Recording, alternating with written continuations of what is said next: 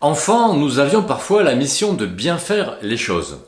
Et parfois, cette mission devenait une obsession quand les parents avaient beaucoup d'attentes envers nous. Et c'est comme ça que certains sont devenus perfectionnistes. Le problème du perfectionniste, c'est qu'il veut tout contrôler au millimètre près. Or, en cas d'imprévu, il ne pourra pas tout contrôler au millimètre près. La situation va donc lui échapper. Et il aura donc deux possibilités. Soit il va se désengager pour éviter l'échec, soit il va surtravailler pour éviter l'échec. Donc, dans un cas comme dans l'autre, la situation d'un perfectionniste ne lui est pas confortable. Voyons si vous-même vous êtes perfectionniste et si c'est le cas, comment vous pouvez faire pour ranger votre perfectionnisme au placard. Cochez la case si la phrase correspond à votre personnalité. J'abandonne facilement quand il y a des imprévus.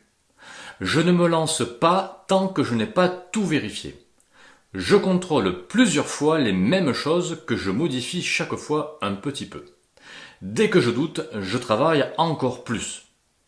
Je mène beaucoup d'activités en parallèle.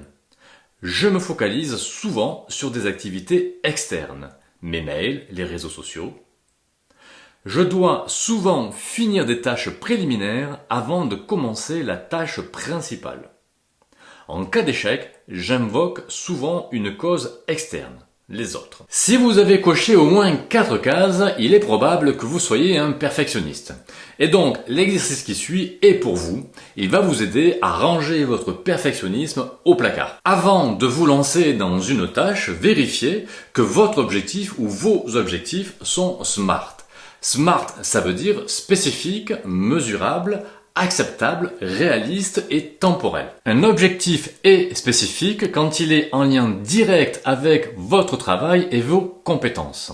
Et de surcroît, quand il est clairement identifié ce que vous devez réaliser. Un objectif est mesurable quand vous pouvez mesurer précisément le niveau où vous en êtes par rapport au pourcentage de réalisation de l'objectif.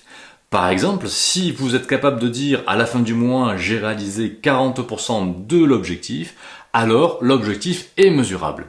Un objectif est dit acceptable si la personne qui est en charge de sa réalisation l'a volontairement accepté et est motivée pour cela. Un objectif est dit réaliste si il est à la portée de celui qui est en charge de le réaliser.